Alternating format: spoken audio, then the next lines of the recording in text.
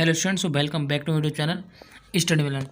और चैप्टर मैं आपको स्टार्ट करा रहा हूँ ऑक्सीडेशन एंड रिडक्शन। ठीक है, इससे पहले मैंने आपको चार चैप्टर कंप्लीट करा दिए हैं, डी ब्लॉक, एफ ब्लॉक और दो चैप्टर से आगे वाले मैंने आपको जो इनऑर्गेनिक में आपके थे। ठीक है, तो आपके पास इनऑर्गेनिक में कंप्लीट कराऊंगा, उसके बाद ही कराऊंगा, क्योंकि इसमें आपके सिर्फ 3 चैप्टर और रह गए इनऑर्गेनिक बीएससी सेकंड ईयर में। ठीक है, बाकी बात आपको सब हो जाएगा। जितना मैं इस चैप्टर में करा रहा हूँ टोटल आपको 100% आएगा, और इतना ही इस चैप्टर से क्या है पूछा जाता है। ठीक है, आप टेंशन ना लें, बिल्कुल मैं बहुत ही ज़्यादा कम कोर्स कराता हूँ, जो कि इंपॉर्टेंट होता है वही कराता हूँ। ठीक है, पीडीएफ आपको मिलेगी मैं टेलीग्राम चैनल पर, आपको व्हाट्सअप में, जो कि आपको नीचे टेलीग्राम लिंक मिल जाएगा। ठीक है, तो चैप्टर आपको ऑक्सीडेशन एंड रिडक्शन की बात करूंगा, ऑक्सीकरण और अपचयन के बारे में इसमें दिया गया। ठीक है, तो इसमें क्वेश्चन पूछा जाता है स्टार्टिंग से ही कि how will you define the acid and base in terms of element electrons. तो आपको OIL और RGI के बारे में पहले समझना होगा। तो OIL क्या होता है? Oxidation is less than electrons के बारे में। RI जो होता है reduction is gain the electrons.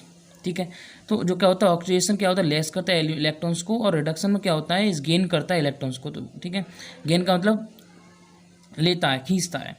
अब बात करेंगे इलेक्ट्रोड पोटेंशियल क्या होता है आपका। ठीक है, तो सब अब जैसे मैं आपको लिखा रहा हूँ सब आपको वैसी टॉको भी कर देना है।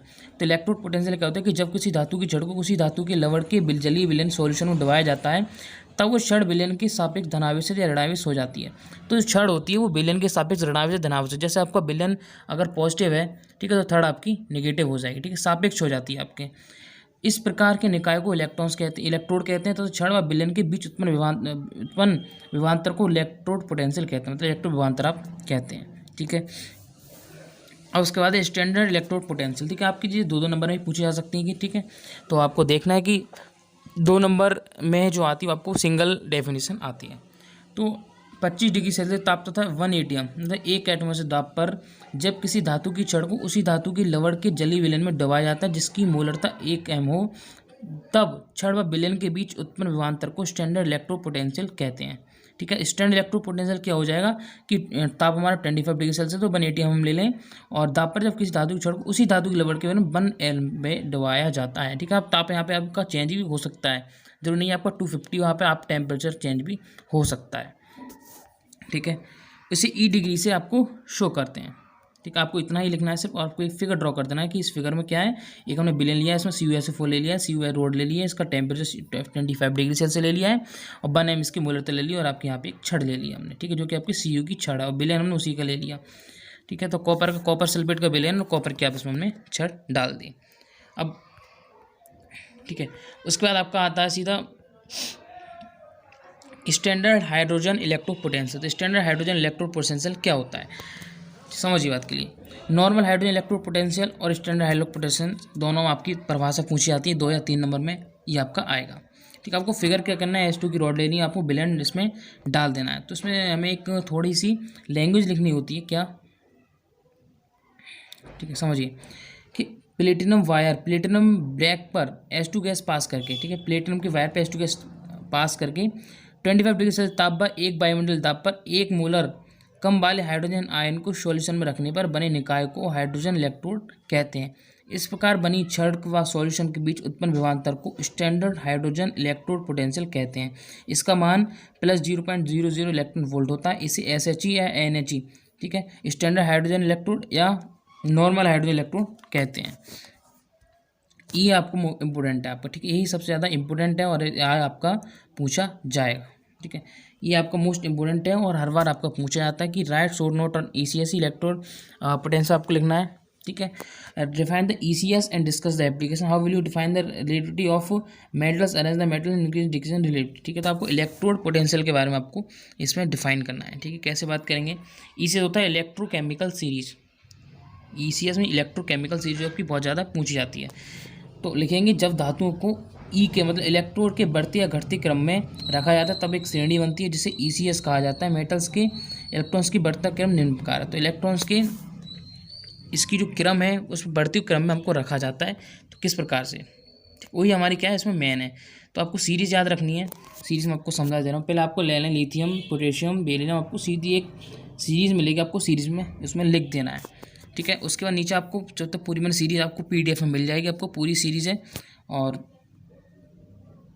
ठीक है, इस टाइप से आपको फुल सीरीज मैंने आपको दे रखी है। ठीक है, पहले आपको LAN AMG AL MN ZN CR FE CD CU NI SN PV H2CuAgHgAuPt, ठीक है, ये आपका हो गया। उसके बाद आपका कैरेक्टरिस्टिक ऑफ ECS, तो आपका चैप्टर कंप्लीट हो जाएगा। सॉरी, चैप्टर का आपका एक लेक्चर और आएगा, उसमें आपका चैप्टर कंप्लीट हो जाएगा। तो आपको कैरेक्टरिस्टिक ड्रॉ करनी, characteristics of ECS, electrochemical series.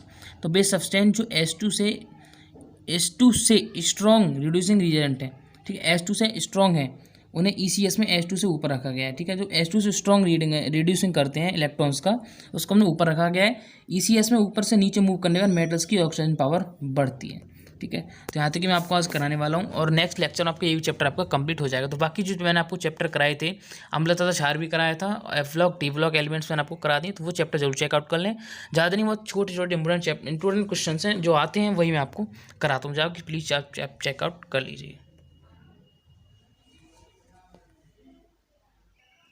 ठीक है। तो इसमें आपको एक बात और बता दूं, आपको जो सीरीज़ है ना, वो आपकी मेन इंपॉर्टेंट है, क्योंकि सीरीज़ अगर आप लर्न कर लेते हैं फुल सीरीज़, तो आपको वैसे ही नंबर मिल जाएंगे। क्योंकि अगर आप सीरीज़ वाइज चलते हैं तो आपको नंबर मिल ही जाएंगे, क्योंकि थ्योरी आपकी कोई भी चेकआउट से नहीं करता है, ठीक है। तो आपको मेन फोकस करना है कि हम जो सीरीज़ लिख रहे हैं इलेक्ट्रोकेमिकल सीरीज़ की, वो हमारी ज़्यादा इंपॉर्टेंट हो, ठीक है। तो आपसे रिक्वेस्ट है, चैनल को रिक्वेस्ट सब्सक्राइब जरूर कर दें, वीडियो को शेयर कर दें, क्योंकि आप बिल्कुल शेयर नहीं करते, नहीं आप जो है कि कमेंट करते हैं। अगर आप कमेंट करते रहेंगे तो लगता है कि हाँ कोई स्टडी कर रहा है या कोई पढ़ रहा है, ठीक है। और आपके लिए नोट मैं आपको नंबर बता देता हूँ, जिससे आपको व्हाट्सएप पर मिलेगा। तो 9411009110, ठीक है। तो यहाँ से मुझे आप व्हाट्सएप भी कांटेक्ट कर सकते हैं, ठीक है, 9411009110। और टेलीग्राम की लिंक आपको नीचे डिस्क्रिप्शन में आपको मिल जाएगी। तो दोनों जगह से आप चेकआउट कर सकते हैं, और दोनों जगह मैं जो लिंक पुट कर दूंगा, ठीक है। एक इम्पोर्टेंट बात और है, ये हो सकता है कि जितने मैं आपको क्वेश्चंस करा रहा हूँ, आपको मैं 100% की वारंटी जरूर देता हूँ कि 100% आपको मिलेंगे, ठीक है। ऐसा भी होता है कभी कभी कि आपको कोई भी क्वेश्चन अलग से आ जाए, तो क्वेश्चन आएगा तो यहीं से आएगा, बहरहाल कोई भी क्वेश्चन बाहर नहीं जाएगा। और मैंने एक सीरीज़ भी करा रखी है इंपॉर्टेंट रिएक्शन की, जितने भी इंपॉर्टेंट रिएक्शन है वो आपको मैंने एक सीरीज़ वाइज करा दी, वो आपको नीचे मिल जाएंगी वीडियोज़ में, आप स्क्रॉल करते आएंगे तो जो कि इंपॉर्टेंट सीरीज़ हैं जो आपकी आती हैं रिएक्शंस, वही मैंने आपको उसमें करा दी। तो अब एक बार मेरा रिक्वेस्ट है कि आप वो सीरीज़ हैं वो भी आप जाके चेकआउट कर लें, क्योंकि आप उससे आप करेंगे तो आपको लगभग मैं मानता हूँ कि आपको 10 नंबर का आपका आ ही जाएगा। और आपकी जो प्रैक्टिकल फाइल होती है वो मैं आपको कंप्लीट कराऊंगा, तो आप इससे बिल्कुल टेंशन मत लीजिए कि आपको आपकी जो प्रैक्टिकल फाइल वो नहीं मिलेगी, ठीक है। रेक्टिव फाइल में आपको जो पूरा जो आता है आपका, वो मैं आपको उसमें कंप्लीट कराऊंगा, ठीक है। तो मैंने आपको इसके 3 भी करा दिया, और नेक्स्ट लेक्चर में आपको चैप्टर से कंप्लीट करा दूँगा। So thanks for watching this video, please share.